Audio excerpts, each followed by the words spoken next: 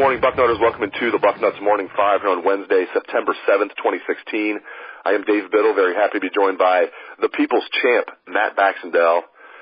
Bax with Tracy Sprinkle out for the season. Now at defensive tackle, Draymond Jones and Devon Hamilton are bracketed as the starters taking over for Tracy Sprinkle. Now last week, Draymond Jones was listed as Tracy Sprinkle's backup, and Devon Hamilton was listed as Mike Hill's backup. Now they've moved Hamilton over to that 3-tech, and people might say, well, Hamilton is a big guy. You know, shouldn't he be at the 1-tech? Well, they like Hamilton at the 3-tech, and they've now put Robert Landers as the backup to Mike Hill at the 1-tech. Robert Landers is a little smaller, 285 pounds. People might think he's a 3-tech. Talking to Larry Johnson, they say, no, his best position is on that nose, at 1-tech. So just your thoughts on the shakeup on the 2-deep at defensive tackle backs. Well, I think the easy answer is that there was a pretty clear hierarchy between starter and backup last week when Tracy Sprinkle was still in the equation, and now that Sprinkle's done, I think they said, all right, we're not sure which of these backups is going to be more effective. Let's get our best defensive tackles on the field, and let's let them both play a lot and see what we can do with them. I think Draymond Jones probably played a little bit better than Hamilton from the film I watched in the first game, but it's against Bowling Green. It's hard to really tell, you know, if that was just, a fortuitous situation in terms of where the play went, or if that's actually a sign of things to come. Right now, we're looking at three guys that we've barely seen in Hamilton, Landers, and Jones. And let's not forget, too, the only one of them that has a fairly sizable recruiting pedigree was Jones. Jones was a big-time four-star recruit who tore his knee up his junior year. The other two were I don't want to say Tressel-type projects, but they were three-star Ohio Tressel-type projects that came into the classes late. So, you know, it's not like they're bringing in a ton of blue-chip backup talent here at defensive tackle. Jones is really the only one of the three you can count as blue-chip. But at this point, you have to see what you have with these guys. I think it's also very important to remember that the defensive tackles aren't necessarily always going to have two of them on the field. I think you're going to see a little bit more Nick Bosa inside, like we saw with his older brother. We already saw that Rushman package debuted this year where Jalen Holmes was on the field with the Sam Hubbard and Tyquan Lewis. So it's going to be, this to me is all of a sudden the story of the defense right now is how do they handle a situation that seemed very clear cut in terms of starters and playing time, and it's now outside of Mike Hill a giant question mark. Yeah, he's the only veteran that's left. So, you know, the rest of the guys are all redshirt freshmen or true freshmen when you talk about the defensive tackles, other than Jalen Holmes when he slides inside, as you mentioned. You know, he's a junior, so he gives a little bit of experience there, even though he's never been a starter. One guy who was a blue-chip recruit at one point was Jashon Cornell. In fact, his ranking ended up dropping in at being like a high 4-star, but at one point he was a 5-star. He was the number 1 defensive end recruit in the country. Like a lot of these guys moved to defensive tackle last year, beefed up. We were hearing good things back about Jashon Cornell in the spring, and then it was just like radio silence once camp began. You're thinking, are the coaches just forgetting to mention him, or, you know, because they're running through so many guys off the top of their head. It's not like they're looking at the rosters or doing it. So I see guys, you know, coaches make oversights all the time when they're talking off the top of their head. But then you talk to Urban Meyer 5 times, he never mentions Jashon Cornell. You talk to Larry Johnson 3 times, he never mentions Jashon Cornell. Something might be up.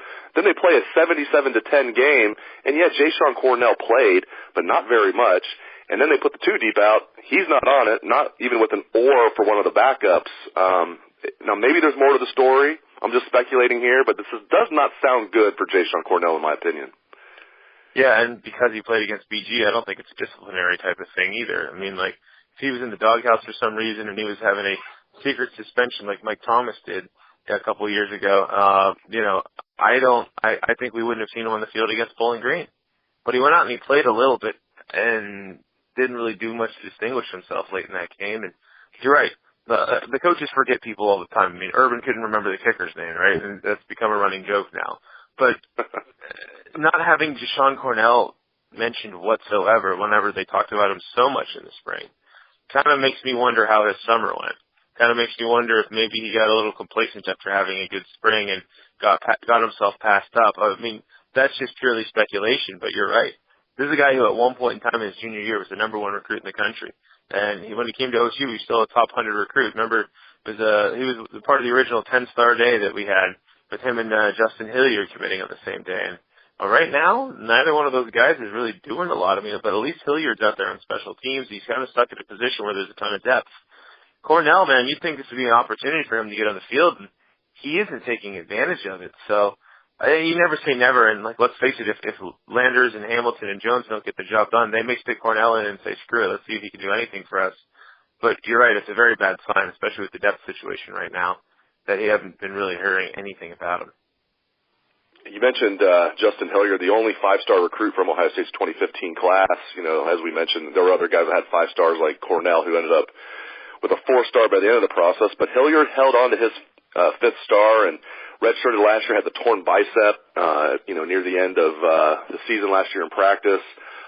Missed all of spring, but we heard, maybe he'll be at least a top backup this year. Well, he's behind Joe Berger.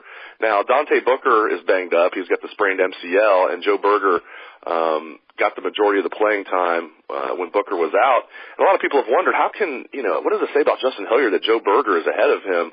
I think it might be more that Joe Berger is just a really good player. This is not the typical walk-on, as we all know. He turned down D1 scholarship offers to be a preferred walk-on at Ohio State. He was an absolute star in high school, playing against top competition in the Cincinnati area. Just your take on this. Are you concerned about Justin Hilliard? Do you think this is more about Joe Berger being really good, somewhere in the middle? Just your take on that situation. I think it's more about Berger than Hilliard. I think Hilliard's had some bad injury luck in the early going, and I think that you're just looking at a situation right now where there's a ton of depth that came in ahead of Hilliard in terms of recruiting that's made its way onto the field. And Joe Berger, I wrote a column about him 4+ years ago whenever he initially committed to OSU and turned down scholarships in places like Cincinnati and MAC schools. The kid's not a normal walk-on. He's not like some guy who was going to go to, a Division II school or something and then was given the opportunity to be preferred walk-on and was so thrilled that he was there, right? This is a guy who was a legit D1 football player who OSU said, hey, we'll take you. Absolutely. Are you kidding me? And now he's a senior captain. He's looked on as a team leader, and I think it's more about the fact that Berger has sort of made his way through his college career up to this point and has forced his way onto the field. I think Hilliard is not somebody you want to give up on yet.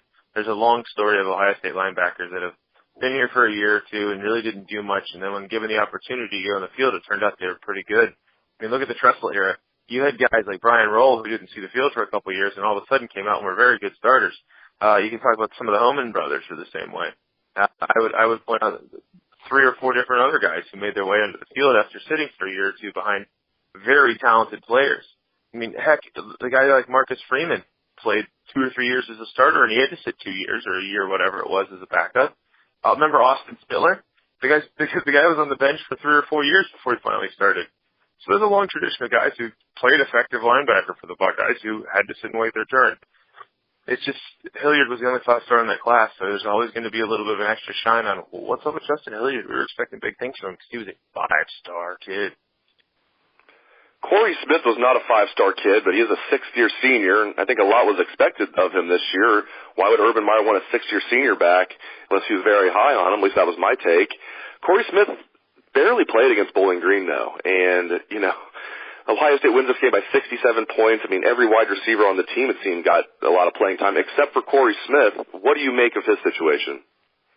Yeah, it wasn't like, at one point in the game I was like, where's Austin Mack? I haven't seen him catch the ball. He was on the field a ton, though. Just the ball didn't happen to come his way very much. Corey Smith, I could not find him for the most part when he was on the field. I don't know if he's has some sort of nagging injury. Maybe he's not fully recovered from his leg to the point where they're comfortable playing him a lot, which would be very bad news considering it's been almost a full year. Or if he's done something to get himself in the doghouse. But I was on board with you. Whenever he broke his leg last year, I thought that was the end of his career.